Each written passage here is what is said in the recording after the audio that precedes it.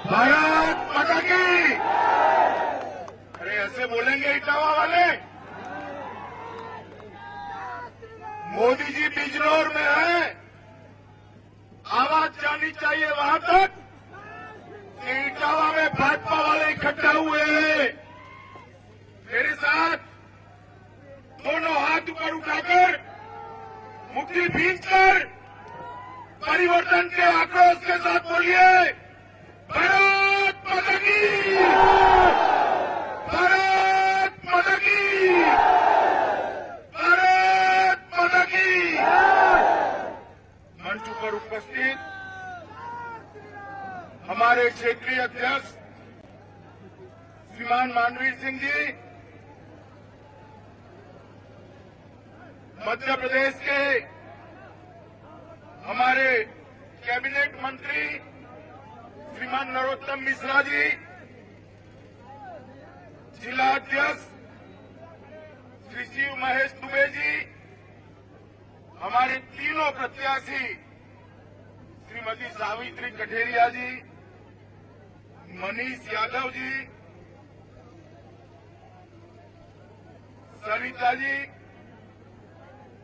और अशोक दुबे जी, एके राज जी, नवाब सिंह जी, और आज इस कार्यक्रम में आए हुए इटावा के प्यारे भाइयों बहनों और मेरे जिगर के टुकड़े जैसे युवा दोस्तों। मित्रों, आने वाले 1 महीने के अंदर उत्तर प्रदेश का भविष्य तय होने जा रहा है और मुझे भरोसा है, आज मैं इटावा में देख रहा हूं, मैं लोकसभा में भी इटावा आया था, भय के मारे कोई आता नहीं था, आज ये भीड़ देखकर भय हो ऐसा हो गया है। मित्रों, 11 तारीख को सुबह 8 बजे मतगणना शुरू हो जाएगी। 2 बजे परिणाम स्पष्ट हो जाएंगे। मैं इटावा की जनता को कहने आया हूं कि इस बार 2 बजे इस इटावा जनपद से परिवार का राज खत्म होने वाला है। तो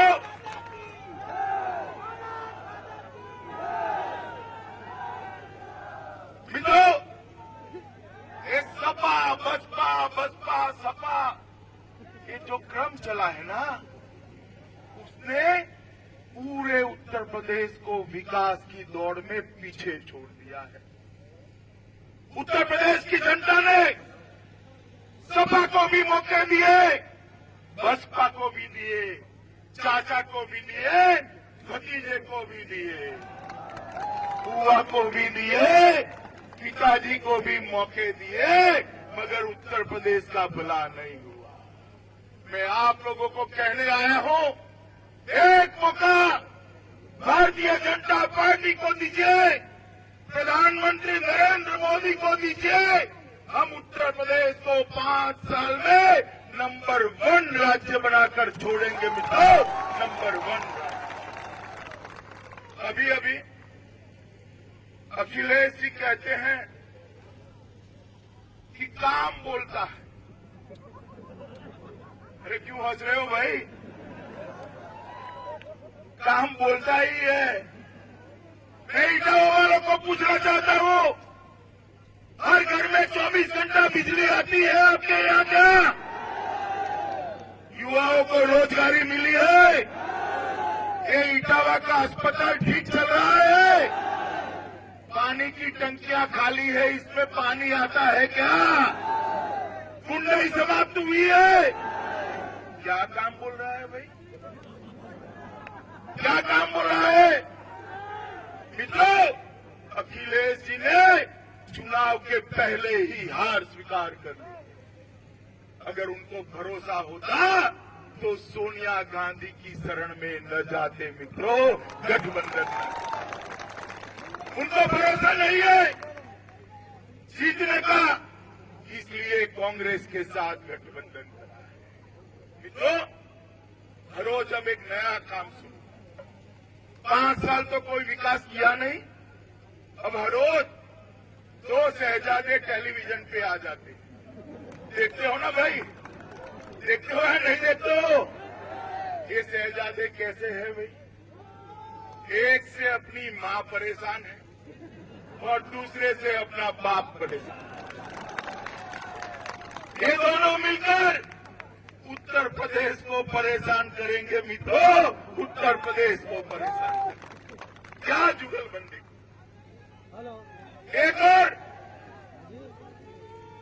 और 12 लाख करोड़ का भ्रष्टाचार करने वाली Congress party 2G scam, helicopter purchase में स्कैम, सबमरीन परचेज में स्कैम, कोयला खरीदने में घोटाला, राष्ट्रमंडल खेलों में घोटाला, शहीद जवानों की पत्नियों को फ्लैट देने वाली आदर्श सोसाइटी में भी घोटाला।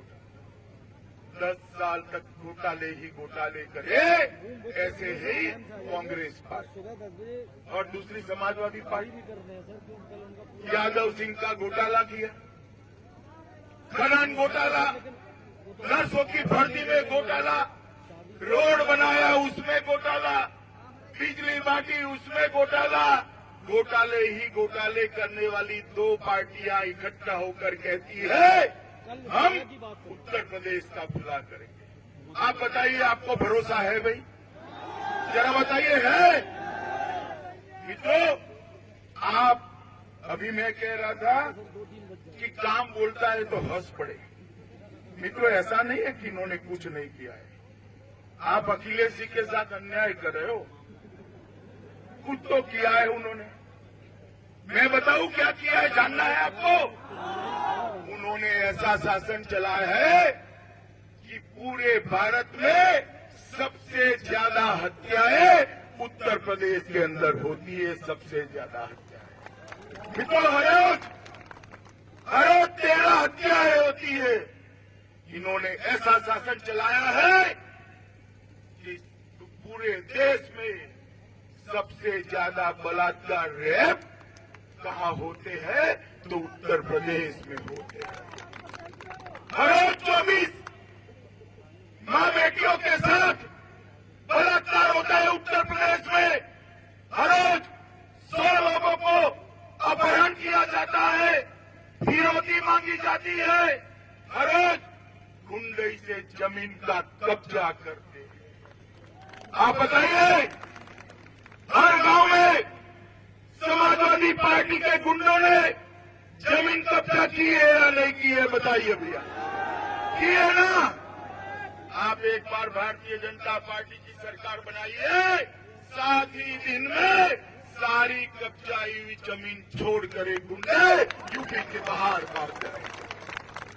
मित्रों, कानून और व्यवस्था का राज अखिलेश सरकार नहीं दे सकती, समाजवादी पार्टी की सरकार नहीं दे सकती। कानून और व्यवस्था का राज भारतीय जनता पार्टी दे सकती। मित्रों, मैं आपको कहने आया हूं, अरे आता हूं, मोदी जी पर भी आता हूं, ठहरो जरा। मित्रों, 5 साल तक इस समाजवादी पार्टी की सरकार ने कुछ नहीं। हम ऐसा नहीं है किसी भाषण के आधार पर उत्तर प्रदेश की महान जनता के सामने खड़े, हम अपना संकल्प पत्र लेकर आए। मित्रों, हमने तय किया है कि भारतीय जनता पार्टी की सरकार बनती है तो सारे लघु और सीमांत किसानों का कर्जा माफ कर दिया जाए।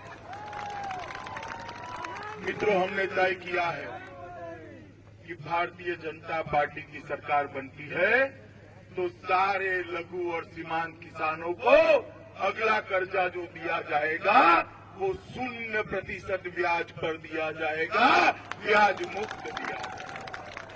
मित्रों, मैं हर सोमवार को भाजपा कार्यालय में बैठता हूं और वहां बहुत सारे लोग मुझे मिलने आते हैं। एक सोमवार को मैं भाजपा कार्यालय पे बैठा था, एक ताऊ मुझे मिलने आ गए।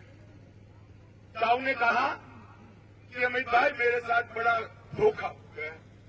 मैंने बोला, ताऊ क्या हुआ तेरे साथ? तो उन्होंने कहा, मैं बैलगाड़ी में गन्ना लेकर चीनी मिल डालने जाता था, रास्ते में अमरूद की रेकड़ी देखी, पोते के लिए अमरूद खरीदने के लिए मैं उतर गया। मित्रों, उन्होंने बताया कि मैं वापिस आया तो मेरी बैलगाड़ी में से बैल ही गायब हो गया। मैंने कहा ताऊ, इसमें क्या बड़ा रो रहा है तू? आजम की भैंस मिल गई तो तेरा बैल भी मिल जाएगा। उन्होंने कहा अमित भाई, आजम की भैंस मिल गई, मेरा बैल नहीं मिलेगा। मैंने बोला क्यों नहीं मिलेगा? उन्होंने कहा कत्ल खाने वाले उठाकर ले गए हैं। मित्रों, भारतीय जनता पार्टी ने तय किया है कि उत्तर प्रदेश के अंदर जिस दिन भारतीय जनता पार्टी का मुख्यमंत्री शपथ लेगा, उसी दिन सारे उत्तर प्रदेश से यांत्रिक कत्ल खाने बंद कर दिए जाएंगे।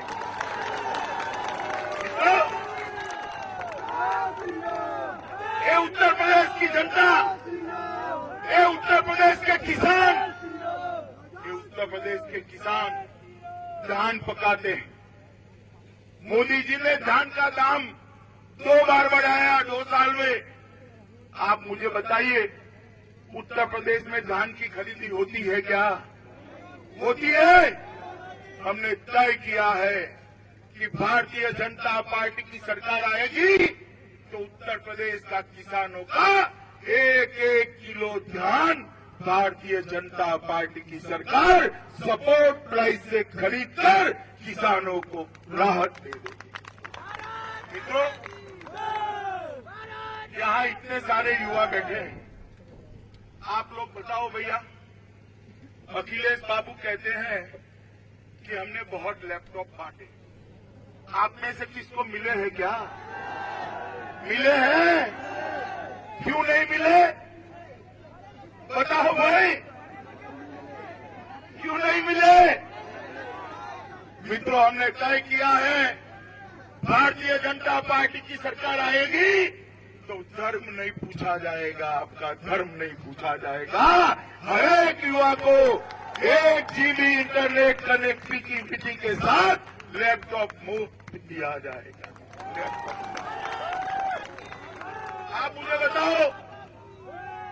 आप मुझे बताओ, यूपी सर्विस कमीशन आपको बहाली के लिए इंटरव्यू दे, भेज दे इंटरव्यू कॉल, तो आपको नौकरी मिलेगी? जरा सच बताना भैया, मिलेगी? क्यों नहीं मिलेगी भाई? बताओ जरा, क्यों नहीं मिलेगी? मांगेंगे ना? मांगेंगे ना?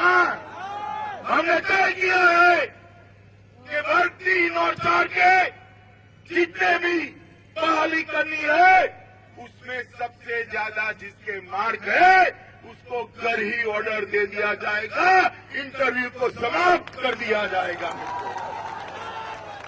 कोई नहीं पूछेगा आपके पिताजी क्या है, आपके चाचा जी क्या है, आपकी बुआ कौन है, कोई नहीं।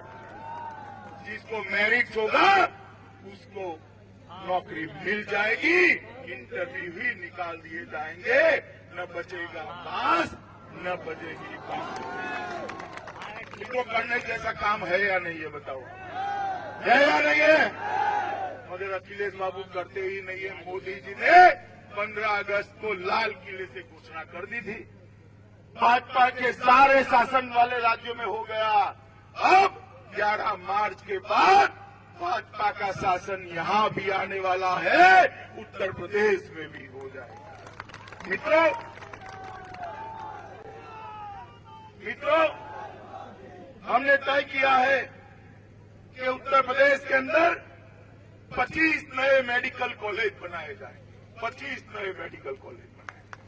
ये अस्पताल जो 300 बेड का खाली पड़ा है, ऐसे नहीं, सभी सुविधाओं के ऐसे लैस, हर प्रकार की सुविधाओं से सज्ज 25 नए अस्पताल और मेडिकल कॉलेज उत्तर प्रदेश में बनाए जाएंगे।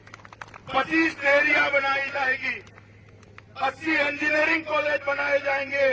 मित्रों, मैं पूछना चाहता हूं अखिलेश बाबू कि मोदी जी, आपको मालूम है ना, मोदी जी भी उत्तर प्रदेश से चुनकर आए हैं, मालूम है या नहीं है? कहां से चुन लिया गया बताओ भाई? जरा जोर से बोलो। हाँ, तो मोदी जी यूपी से चुनकर आए हैं, यूपी के कारण ही प्रधानमंत्री बने हैं। अगर यूपी 80 में से 73 सीटें न देती तो बनते प्रधानमंत्री? बताओ भाई, बनते? तो मोदी जी ने हर साल 1 लाख करोड़ रुपया उत्तर प्रदेश को ज्यादा भेजा है। कितना भेजा है भाई? ज्यादा। तो 2.5 साल का कितना हुआ? जरा बोलो, कितना हुआ? आपके गांव में पहुंचा है क्या? पहुंचा है? तो पैसा कहां गया? कहां गया? कहां गया? तो इटावा में लाना है ना, तो कमल फूल की सरकार बनाओ भैया, हर गांव में पहुंच जाए। मैं बताऊं आपको पैसा कहां गया? कोई समाजवादी पार्टी के कार्यकर्ता का घर देख लीजिएगा, 5 साल पहले ईंट के पतरे का घर होगा और ल्यूना पर घूमते होंगे, ल्यूना पर। और आज उसका घर देखिए, 4 मंजिला हवेली बन गई होगी और फॉर्च्यूनर गाड़ी लेके घूमते हो। आपके लिए जो पैसा भेजा था मोदी जी ने, वो समाजवादी पार्टी के भ्रष्टाचार की बलि चढ़ गया है। मित्रों, आप बताइए, ऐसे शासन चल सकता है क्या? क्या नहीं है उत्तर प्रदेश के अंदर? जाकर देखिए मध्य प्रदेश, गुजरात, छत्तीसगढ़, गोवा, महाराष्ट्र, झारखंड, हरियाणा, हर गांव में 24 घंटा बिजली पहुंची है, हर गांव में अस्पताल है, हर गांव में अच्छी स्कूल बनी है, सस्ती दवाई की दुकान वो है खुली है, युवाओं को रोजगार मिलता है, किसानों को खेत में पानी पहुंचा दिया गया है, महिलाएं सुरक्षित है। उत्तर प्रदेश में क्या नहीं है? सब कुछ है। अरे मैं ऐसे प्रदेश से आता हूं, ये नरोत्तम भाई ऐसे प्रदेश से आते हैं जहां 900 से 1000 फुट नीचे पानी है। आपके पर उत्तर प्रदेश पर मां गंगा और जमुना की गुफा है, 50-100 फुट में पानी नीचे से बाहर आता है। सबसे ज्यादा मेहनत का इंसान उत्तर प्रदेश का है। आप अहमदाबाद जाइए, मुंबई जाइए, गुड़गांव जाइए, दिल्ली जाइए, चेन्नई जाइए, पूरा जो विकास हुआ है ना, वो विकास के नीचे जाएंगे तो उत्तर प्रदेश के मेरे युवा का पसीना दिखाई पड़ेगा। मित्रों, उत्तर प्रदेश के युवा का पसीना। मगर दुर्भाग्य की बात है, जिस उत्तर प्रदेश के युवा ने पूरे देश का विकास किया, वो उत्तर प्रदेश का विकास नहीं कर पाया। उसको रोजी रोटी के लिए अपने माँ बाप और युवा पत्नी को छोड़कर बाहर जाना पड़ता है। मित्रों, हम ऐसा उत्तर प्रदेश बनाना चाहते हैं जिसमें युवाओं को अपने ही प्रदेश में, अपने ही जनपद में माँ बाप की सेवा करते करते, अपनी पत्नी के साथ रहते रहते रोजगारी का इंतजाम हो जाए। मित्रों, ऐसा उत्तर प्रदेश। अभी अभी ये राहुल बाबा बड़े काम में आ गए, हर रोज सवाल पर सवाल डालते। उनकी स्टाइल में उन्होंने पूछा, मोदी जी आप बताइए 2.5 साल में आपने क्या किया? अरे राहुल बाबा, मोदी जी को क्या पूछते हो? ये चुनाव देश की संसद का चुनाव नहीं है। 2019 में जब वोट मांगने आएंगे, पल पर और पाई पाई का हिसाब लेकर जनता के पास आएंगे। आपको पूछने की जरूरत नहीं। आप पहले 5 साल का समाजवादी पार्टी सरकार का हिसाब दीजिए। आपने तो यात्रा निकाली थी, 27 साल यूपी बधा। निकले थे ना भाई, बताओ, जिसमें वो खाट चोरी हो गई थी, निकले थे ना। अब समाधान हो गया। 27 साल में से 10 साल समाजवादी पार्टी के हैं। अब राहुल बाबा क्या बोले भाई? गिनती भूल गए। 27 में से 10 जाए तो 17 हो गए, उनको गिनती ही नहीं आई कि 10 कहां चले गए। और हमें पूछते हैं कि बताओ मोदी जी ने 5 साल में क्या किया। अरे मित्रों, फिर मोदी जी को जवाब देने की जरूरत नहीं है, ये राहुल बाबा को जवाब मैं ही दे देगा। तू ना, तू जवाब पक्का। राहुल बाबा, सबसे पहला काम तो हमने ये किया कि बोलने वाला प्रधानमंत्री दिया। आपने तो एक ऐसा प्रधानमंत्री दिया था जो प्रधानमंत्री की आवाज आपके और आपकी माताजी के अलावे किसी ने सुनी ही नहीं थी। दूसरा काम किया है, 10 साल तक आपकी सरकार, सोनिया मनमोहन की सरकार कपड़े घोटाले भ्रष्टाचार करती रही, 12 लाख करोड़ रुपए का भ्रष्टाचार किया। हमने एक ऐसी सरकार दी है जिसके पर 2.5 साल में हमारे विरोधी भी भ्रष्टाचार का आरोप लगा नहीं सकते हैं। मित्रों, ऐसी सरकार हमने दी है। आपके समय में सीमाओं पर शहीदों के सर काट के ले जाते थे और पाकिस्तान की धरती पर उसको अपमानित करते थे। हमारे समय में उरी पर हमला किया था। पाक प्रेरित आतंकवादियों ने सुबह तड़के 3 बजे हमला कर दिया, सोते हुए जवानों को जिंदा जला दिया। पूरे देश भर में आक्रोश था, गुस्सा था, निराशा था। इनको लड़ने का मौका भी नहीं दिया और जिंदा जला दिया। मगर इस बार राहुल बाबा, सोनिया मनमोहन की सरकार नहीं थी, इटावा वालों ने बनाई हुई नरेंद्र मोदी की सरकार थी। नरेंद्र मोदी।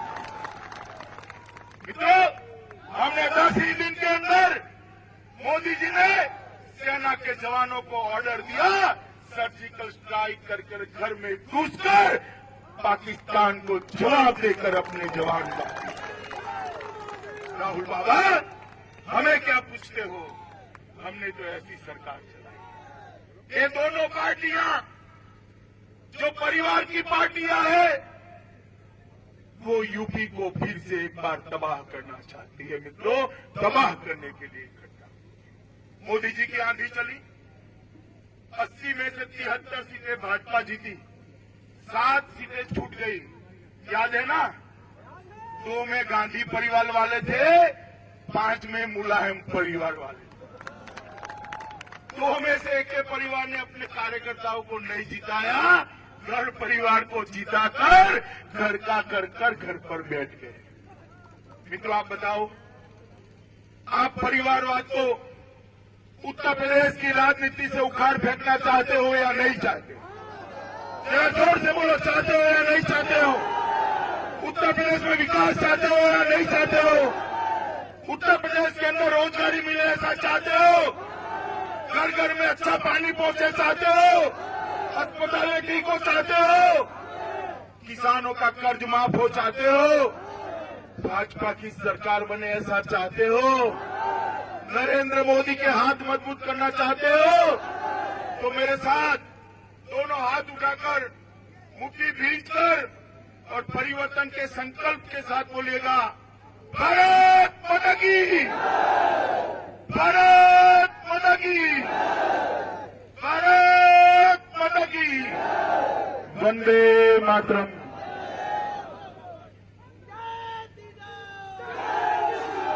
मैं क्षेत्रीय अध्यक्ष आदरणीय श्री मानवेंद्र सिंह से अनुरोध करूंगा कि सभा समापन की घोषणा करें।